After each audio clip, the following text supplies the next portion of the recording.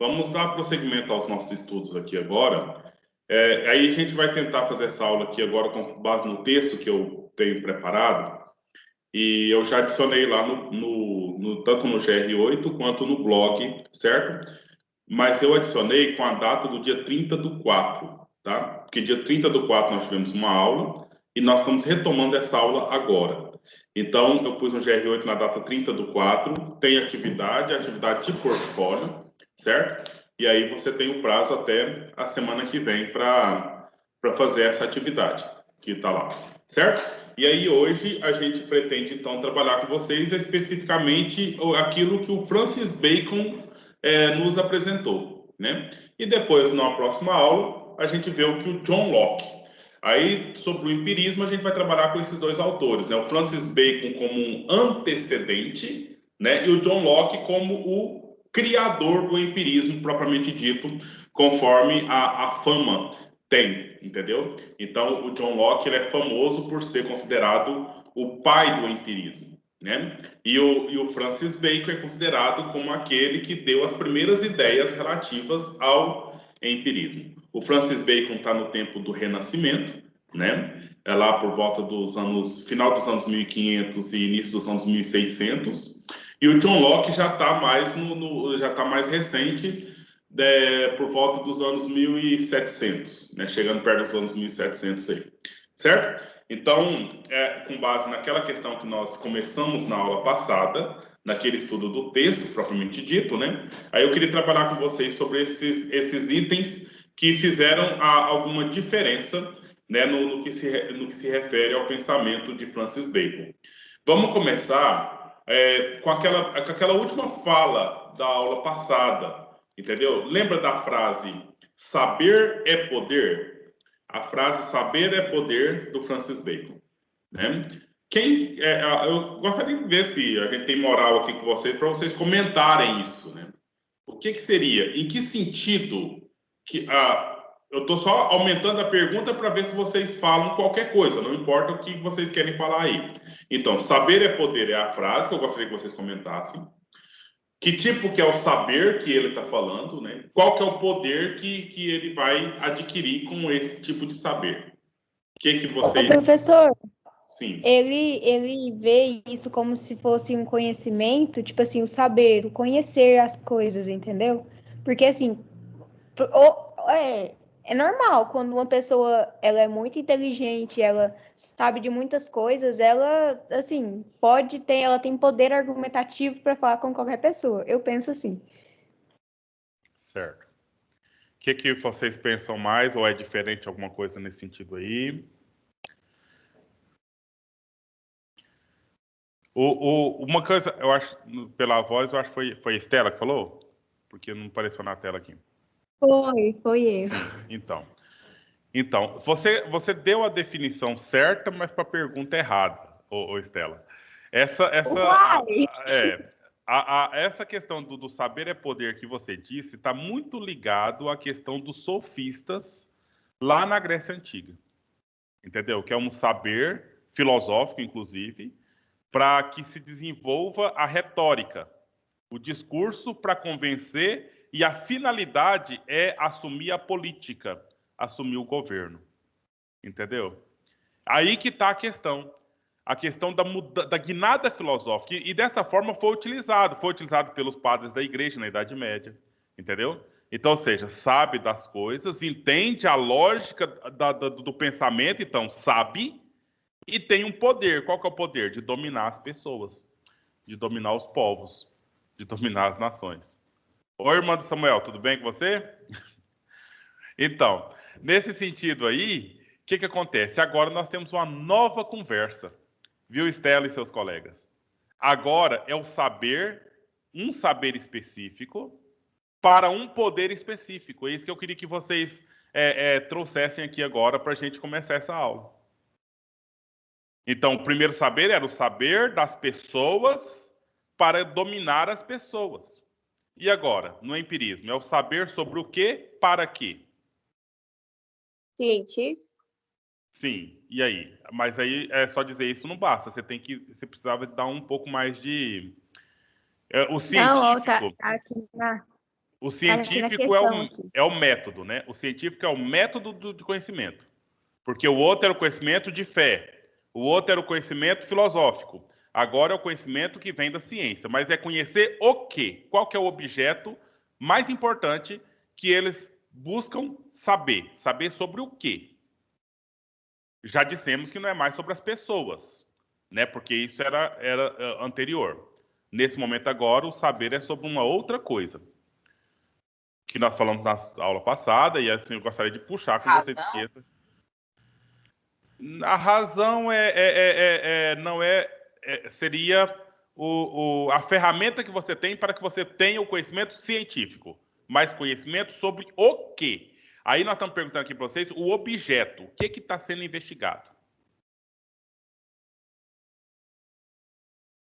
É claro, meninos, desde a última aula vocês já tiveram 29 aulas, né? Então, ou seja, na aula passada a gente falou sobre isso. Então, por isso que a gente está retomando agora, para que essas 29 aulas que vocês tiveram até aqui, para confundir a cabeça de vocês, a gente retome do que nós estamos falando nesse momento aqui na aula de filosofia. A pergunta é, qual é o objeto de conhecimento dos empiristas? Porque quando eu digo empirista, eu estou dizendo de um método, né? Certo? O empirismo é um método no qual você tem o conhecimento com base nas... Os 5 sentidos? Sim, que também seriam ferramentas, né? Mas aí os 5 sentidos te fomentam ou te fornecem experiências. Sensação. Certo? Entendeu? Essas sensações te oferecem experiências. Então, o empirismo é o conhecimento que vem com base nas experiências. E para você fazer as experiências, você precisa dos 5 sentidos.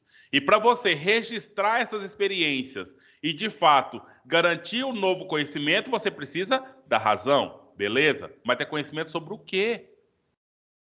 Qual que é o objeto que está sendo investigado? Quem de vocês lembra que nós listamos as 3 disciplinas que vocês têm no curso agora, que são muito mais ligadas ao empirismo?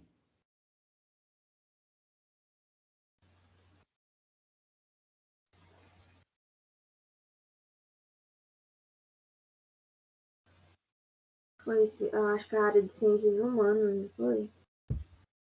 Olha, Bárbara, a área de ciências humanas estava mais ligada com a filosofia na Idade Média e na Idade Antiga, certo? E como a Estela falou aí, a questão da argumentação, o objeto de conhecimento era a pessoa, entendeu? Era o ser humano.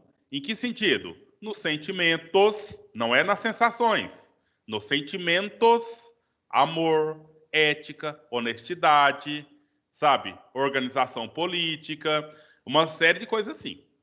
Agora, a filosofia se volta para as sensações, que promovem experiências. E o conhecimento que ela quer buscar é sobre a... Vou projetar aqui... Não, a fé foi o Santo Agostinho, Santo Tomás de Aquino, Idade Média, né? Não, eu tô falando qualquer coisa aqui, tô chutando aqui, vai que eu acerto. Bem. Né? Você tá acertando. Mas é aquela mesma coisa que eu falei para vocês. Você tá acertando, a resposta certa vai para a pergunta errada, né? Tá tudo dentro de um contexto, mas não é o ponto-chave. Aí respondeu, não sei quem falou, porque aqui não tá aparecendo, não tá piscando pra mim. Professor, ele descobre leis e tornando invenções possíveis. Ele permite que as pessoas façam coisas que não poderiam ser feitas. Pois é. Mas aí essas leis são descobertas, leis do quê? Lei do pensamento humano? Ou lei do quê? É a lei que vem do universo, que vem de Deus. Opa, aí beleza. Não, você começou certo e baseou, e foi para outro lugar. É a lei do universo, certo? É a lei do universo. E o que é o universo? Alguém já disse aí a palavra-chave. Natureza. As leis da natureza. Então, lembra bem, esses modernos, eles são ateístas, eles não necessariamente acreditam em Deus, entendeu? Então, eles têm a plena convicção e certeza de que o mundo, a própria natureza, ela tem uma lógica própria de se organizar ela tem uma lógica própria de se transformar, ela tem uma lógica própria de se conduzir. E tudo aquilo que antes, na Idade Média, nós tínhamos com base em Deus, vontade de Deus, determinação de Deus, agora nós temos o quê? Com base na natureza, determinação da natureza, leis da natureza. Entendeu? Então, agora, respondendo a pergunta pontualmente, qual que é o objeto de conhecimento que está sendo investigado no empirismo? A natureza. E aí o Francis Bacon disse, saber é poder. Se eu souber dominar as leis da natureza, se eu souber sobre as leis da natureza, eu domino a natureza e eu tenho o poder, então, naturalmente, né? O poder do domínio sobre a natureza. Tá entendendo, gente? Então, veja bem, se eu quero criar, se eu quero colocar para... Vou começar aí. Vamos pensar aqui, vamos fazer uma granja de frangos agora? Eu estou com essa experiência recente na minha vida. Então, vamos fazer uma granja de frangos? Beleza. Eu tenho um ovo aqui, um ovo, e eu aprendi, estudei, que lá debaixo da galinha, que ela senta em cima do ovo e fica 21 dias, certo? Ela fica de 20 a 21 dias lá em cima do ovo, ela gera o quê? Uma temperatura, né? E nessa temperatura, nesse prazo, garante a maturidade do pintinho, e no 21º dia o pintinho, ele sai da casca do ovo ali, e aí eu já tenho mais um item, né? Já tem mais uma mercadoria, já tem mais um produto nesse contexto econômico que existe aí. Aí isso é uma coisa natural, não é, gente? A galinha bota seus ovos, a galinha senta em cima do ovo e fica lá 20 dias, gera temperatura e nasce um novo pintinho. Isso é uma questão natural, não é? É da natureza. A galinha precisa ser ensinada para isso, meninos? Não. Não, porque é natural dela. Ela já nasce com essa predisposição de botar ovos, chocar ovos para ter pintinhos. Ninguém ensinou para a galinha, isso é dela, isso é natural. Tá vendo? O termo é natural. Aí o que o ser humano descobriu sobre esse assunto? Verificou a temperatura lá debaixo da galinha, verificou o prazo que essa galinha fica lá em cima do ovo para chocar. O que o ser humano fez? Transformando a natureza? Bárbara, você está com os microfones Fez a desligados. chocadeira. Chocadeira. Ele criou uma chocadeira elétrica, né? Criou uma chocadeira. E aí, o que ele faz? O que a galinha dá conta ali de chocar, no máximo ali uns 12, 15 ovos, depende do tamanho da galinha, ele faz uma chocadeira que choca 100 ovos, que choca 1000 ovos, ou até muito mais que isso. Não é? Isso aí é o quê? É poder. Ele tem o saber das leis da natureza, e com isso ele tem o poder de controlar a natureza. Ele controla ali a quantidade de pintinhos, ele tem ali o raio-x que olha o ovo para ver se o pintinho está bem formado, senão ele já joga aquele ovo fora. Entendeu? Já tem uma série de elementos ali que garante para o ser humano condições de domínio sobre a natureza. E aí a galinha só presta para botar os ovos, o resto tudo ele faz. O ser humano faz separado, né? Separado ali. Pega esses ovos, choca esses ovos, cria esses pintinhos confinados no outro espaço, né? E assim vai a vida. Vocês estão entendendo, então, meninos? Essa que é a questão que o empirismo traz para a gente, e isso é o que é o fascínio do homem moderno, da pessoa moderna. Nossa, aí com isso eu posso ficar rico, né? Enquanto eu tinha que esperar lá, se eu quero chocar 100 ovos, eu tenho uma chocadeira, ela choca 100 ovos de uma vez só. E 100 ovos com uma chocadeira é uma quantidade quase que mínima já, né? As chocadeiras são feitas. Se eu quisesse chocar 100 ovos com as galinhas naturalmente, eu precisava ter pelo menos umas 9, 10 galinhas ali chocando. Ainda correndo muito risco dessa galinha abandonar o ninho e esses ovos ficar na metade do caminho lá e perder, né? Correndo risco aí de algum dos ovos não ficar bem debaixo da galinha e também perder. E já na chocadeira, não. Já é feito um sistema lá, um termostato, né? Todo um sistema ali que distribui direitinho o que precisa acontecer para que aquele ovo tenha sucesso na sua gestação aí, ou na sua, sei lá o que fala. Entendeu? Então, esse é o ponto, né, que a gente está vendo aqui. Olha, a razão, certo? Mas aí a razão que é a famosinha para esse momento agora É a razão com base na biologia, razão com base na química, razão com base na física. E tudo essas três aqui, elas estão... Ontem foi o dia. Você sabe que dia que celebramos ontem? Foi o dia de uma das disciplinas que vocês estudam aí. Acho que foi matemática. Matemática. E ontem foi o dia do aniversário do Malba Tahan, né?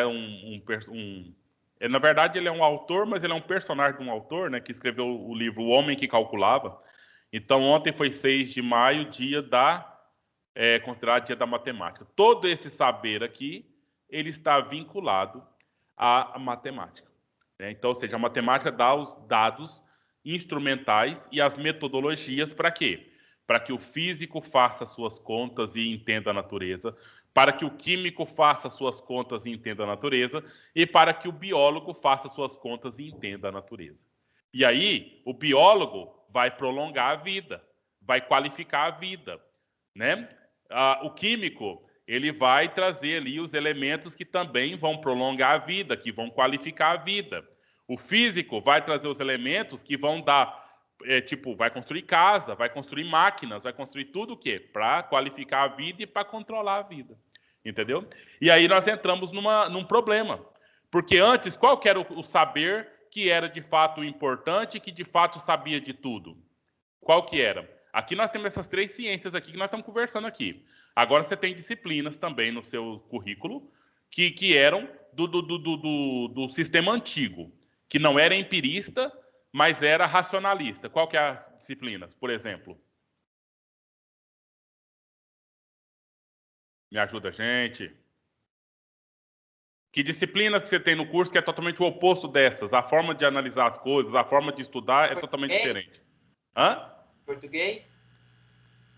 Pode ser também, mas o português, nas suas aulas de português, vamos fazer uma fofoquinha aqui. Nas suas aulas de português, por acaso, vocês estudam algum objeto de conhecimento? Ou Não. você só aprende a fofocar, a falar das outras coisas? Ciência. Você só usa o português para falar da matemática, falar da história, falar da literatura, falar das coisas, entendeu? Então, ou seja, o português não tem um objeto, é a língua. Mas aí é como você fala, né? Ou como você tem que comunicar. Mas ela não tem Claro, eu estou falando aqui com você. Se tivesse um professor de português aqui, aí teríamos uma briga aqui, teria uma treta, né? Mas, enfim, eu estou falando, né? Causando intriga, que o português, ou a linguagem, né? Ela não tem um objeto de investigação, né? Ela é utilizada para comunicação. Comunicar sobre o quê? Sobre os outros objetos de investigação das outras ciências. Entendeu? Então. Seria? Oi? Pois não? Filosofia entraria? Aí tá. Então, qual que é o objeto da filosofia? Né? O pensamento. O pensamento, o amor, a ética, o ser bom, o bem supremo. Entendeu? Agora, aqui não. Eu quero saber quais são os elementos que faz o ser humano ser vivo, né? E o que leva à morte do ser humano. Aqui, na química, eu quero saber o que eu posso colocar no corpo dos seres vivos para que eles tenham reações aí e alguma coisa nesse sentido. Aqui, eu vou pesquisar na natureza aquilo que eu posso fazer para gerar uma ferramenta, uma máquina, uma estrutura habitacional, etc. E aí, o que nós temos na modernidade para cá, meninos? Uma desvalorização das ciências humanas e uma supervalorização das ciências da natureza. Entendeu? E quando é que começou essa história? Começou aqui. Começou aqui com esse mocinho chamado Francisco, ou Francis Bacon. Certo? Esse inglês aqui. É claro que antes dele já tinha muitas sacadas. Por exemplo, se você pegar Platão, era humanista. Se pegar Aristóteles, era um pouco mais empirista já, certo? Só que lá eles estavam em outra vibe. Aqui na modernidade, aí que a coisa foi declaradamente essa diferenciação, essa separação dos dois tipos de conhecimento. Tá claro por aqui, meninos? Estamos atualizados? Sim ou não? Então, agora vamos observar... Professor. Sim, pois não. No caso, eles usam a natureza como um objeto principal, né? Tipo assim, eles baseiam na natureza. E aí o conhecimento científico fica para trás, assim, ou isso é. Ah, não entendi. Não, é totalmente ligado uma coisa com a outra, né? O conhecimento científico é o único possível que é feito a partir das experiências sensíveis, certo? Das sensações, que é capaz de conhecer a natureza. Entendeu? A natureza é o objeto de conhecimento e a ciência é o caminho pelo qual eu percorrerei para chegar a esse conhecimento. Fica claro dessa forma? Sim. Entendeu? Então, quando eu te perguntar, o que é empirismo? É o conhecimento que vem das experiências. O que é o racionalismo? É o conhecimento que se processa no campo das ideias. Racionalismo seria a filosofia pura, empirismo seria a ciência pura. Certo? Certo para todo mundo? Consegue, então, separar esses dois pontos aí? Ainda tem outros, tá? Esses são só os dois mais bambambam. Ainda temos o dogmatismo, temos o criticismo, certo? Depois temos o estruturalismo, depois temos um monte de ismos aí que a gente precisa entender. Só que esses outros nascem dissidentes dessa primeira separação mais pontual, que é o conhecimento teórico, racionalismo, e o conhecimento prático, empirismo. Outra forma de dizer a mesma coisa. Certo? Kelita, o que você está sentindo aí? Ah, não, professor, esses trem difícil demais da conta. É separado. Até de coisa que o senhor acabou de falar, não entendo nada. Você aprendeu a fazer café já, Kelita? Professor, você acredita que eu não sei fazer café? Eu Mas não tomo. Você faz alguma comida aí? Você já faz comida? Sim. Então. Você já por acaso se queimou? Já, muitas vezes. E por acaso, antes de você se queimar, melhor, como é que você. O que acontece quando você se queima? Deixa eu só tentar fazer um teatrinho aqui, uma anamnese, vamos dizer, uma entrevista. Como é que foi? A gente se queima, eu não sei definir Você isso. lembra de uma situação que você se queimou lá no fogão, por exemplo, fazendo alguma comidinha, alguma coisa lá? É o meu dedo, eu queimei meu dedo, encostei na panela e queimou. E Ah, aí, tá. E aí, como é que foi? Como é que foi? Aí eu fui lavar, só que aí depois criou bolha. Certo. Não pode lavar. Agora, a minha pergunta, gente, nós vamos falar do empirismo e do racionalismo aqui agora. Você acha, vocês outros aí, nós nem assim, eu não conheço a Kelita no sentido de convivência, não sei, enfim. Mas eu acho que a mãe da Kelita muitas vezes já falou para a Kelita que ela deveria tomar cuidado com a panela em cima do fogão, porque aquilo ali queimava e quando queima dói. Vocês acreditam que a mãe dela falou isso para ela muitas vezes ou não? A mãe fala isso para todo mundo. Eu tenho certeza que a mãe dela falou isso muito para ela. Aí agora a pergunta é, uai, por que a Kelita ainda precisou colocar o dedo na panela para ela saber que queima?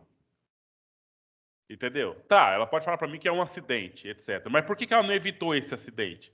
Ela já não sabia na cabeça dela que não podia pôr a mão na panela quente porque queima? Ela sabia. De que forma que ela sabia? Sensação. Não, antes, ô Carlos, quando a mãe dela falava para ela.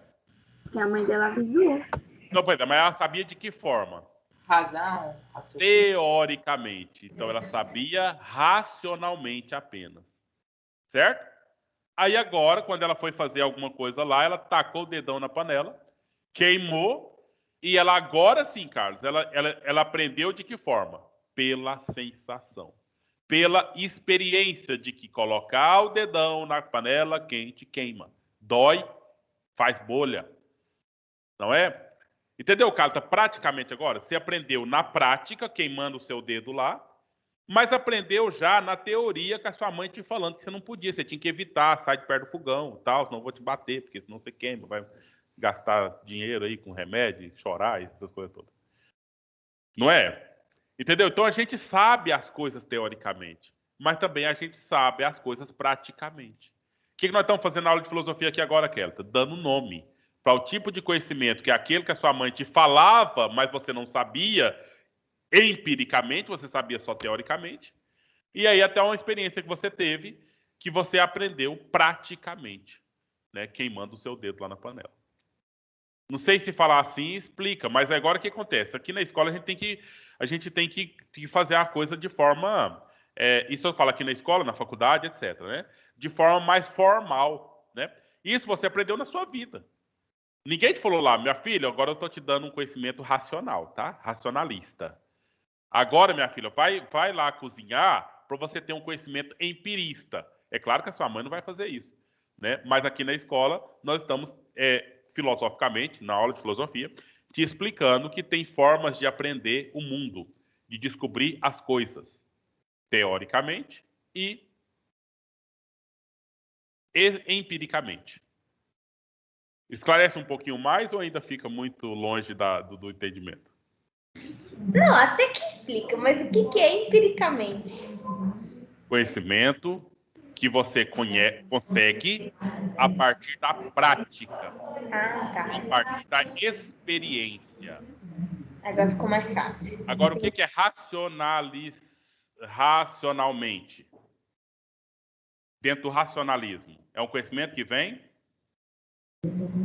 Dá razão, não sei. das ideias, Das ideias. da razão, da teoria, certo? Agora, o que é o probleminha aí?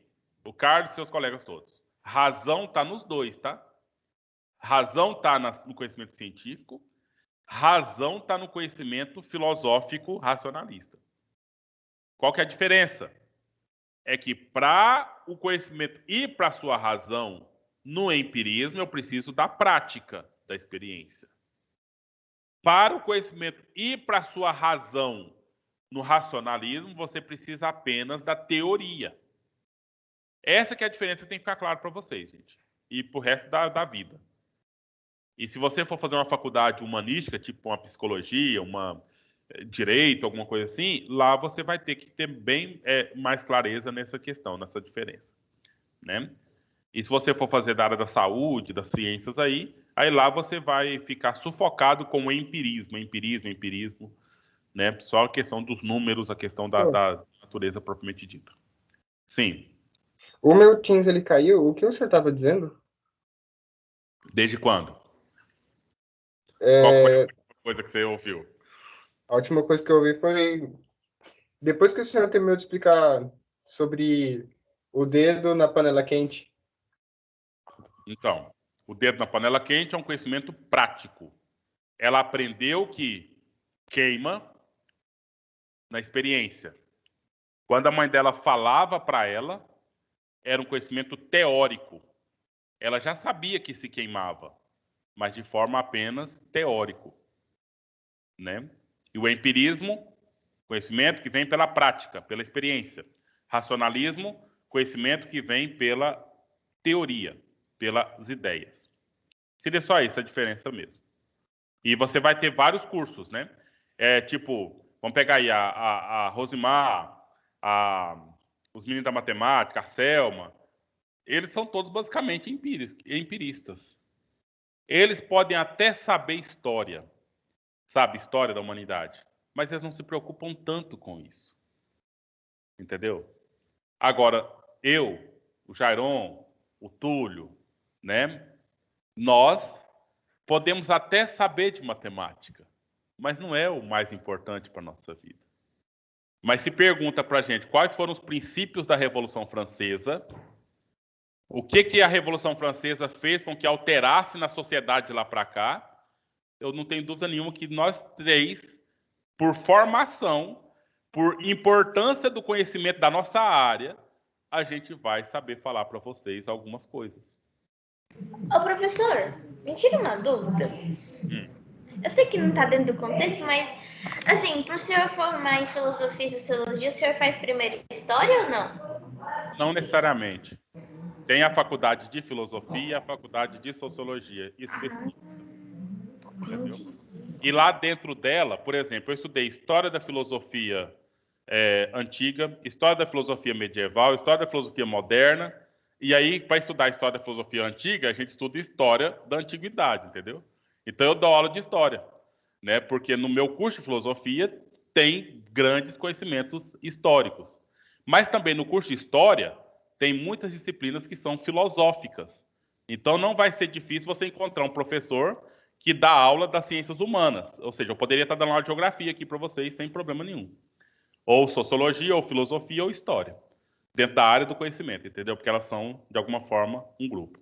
E do mesmo jeito você vai ver lá o pessoal da matemática dando aula de química, dando aula de física, professor de física dando aula de matemática, entendeu? É assim que você encontra nas áreas do conhecimento essas questões aí. Certo? Então, mas aí está dentro do contexto sim, entendeu? Porque está dentro de um conhecimento que é um conhecimento sobre humanidade. E a humanidade é estudada pela geografia, sociologia, história e filosofia. Aí você tem um conhecimento que é da natureza. Quem estuda a natureza? O físico, o químico e o biólogo. E os que nascem deles também, né? O médico, o engenheiro, não é? Essa turma que estuda essas questões específicas que relativas à natureza. Pessoal, mais uma vez a gente ficou aqui só no 9:24, né? Então, mas eu acho que tá bom. Mas não, nós tínhamos que ver um negocinho aqui, os ídolos, sabe? Porque o que acontece? Tem 1 minuto aqui, eu vou pensar que a gente faz isso aqui em 1 minuto. O Bacon disse o seguinte: nós temos o nosso conhecimento, lembra? Para ter um conhecimento novo, tem que abandonar o velho, né? E ele diz que nós temos uns velhos conhecimentos aqui, que são 4 conhecimentos velhos, que precisam ser abandonados, porque eles são ídolos. E quando você idolatra alguma coisa, você acredita naquela coisa, você se encanta com aquela coisa e você não faz juízo daquela coisa. Você não coloca em prova aquela coisa. Entendeu? Você fica iludido por aquela coisa e não busca, não garante o conhecimento que de fato é o conhecimento que deveria ser. Então, os ídolos são ídolos da tribo, ídolos do foro, ídolos da... Cadê? Ídolos do foro, ídolos do teatro, certo? E ídolos da caverna. Da caverna. Isso. É. Entendeu? Então, ou seja, existem ídolos. O da caverna seria o mais original. Você ficar na sua caverna original. Ou seja, você fica ali dentro da sua família. E você só aprende as coisas que a sua família deixa você aprender. E você não aprende nada mais que isso. Certo? Uma outra forma, um outro nível de você liberar-se do nível do ídolo da caverna é você ir para um outro nível. Isso em sociologia é claro, tá? É numa ação secundária, né? Quando você, por acaso, está pegando as ideias da tribo, as ideias do grupo social maior. Mas mesmo assim, ainda é uma idolatria. Ainda assim, é um conhecimento limitado, porque limita-se ao seu grupo. Tipo, o conhecimento dos iporaenses, e parou aqui. Né? Um outro nível mais alto, que abarcaria outras questões aí, seria os ídolos do foro. Né? Os ídolos, cadê? Do foro. Que já entra na questão da vida pública, na questão dos negócios. Aí você faz negócios com pessoas além da sua tribo e etc. Né? Então, ou seja, é pensar nessas questões dos ídolos aqui e saber por que eu não estou aprendendo filosofia aqui agora. Será por quê? É porque eu, de fato, não estou entendendo ou eu, de fato, estou preso a informações que já foram me passadas e eu não quero largá-las. Você está entendendo a perguntinha? Então, nós estamos abertos ao conhecimento? Queremos conhecer coisas novas? Ou estamos ainda presos a coisas que já foram passadas antes e eu não quero largar de jeito nenhum? Certo? Então, nós vamos ter que parar por aqui, nós vamos ter que retomar essa aula naturalmente. Aí, na aula que vem, a gente retoma Francis Bacon e começa de novo começa com John Locke. Certo? Mas já dá para fazer as tarefas com base na leitura. Alguém tem alguma dúvida onde está a frequência da aula? Sim. Então está lá no blog. Eu pus agendamento aí para você entrar pelo blog, não foi? Então está lá logo depois das instruções da aula. Agora só tem que confirmar lá se tá liberado. Então, aqui, ó. Você Tá entrou... liberado. Tá liberada. Então tá beleza. Então você entrou, ó, clica aqui para entrar, instruções, ó, clica aqui para preencher a frequência na aula online ao vivo. Pronto? Então até semana que vem, se Deus quiser, tá? Eu tenho que correr para uma aula ali no primeiro ano agora. Tchau. Tchau.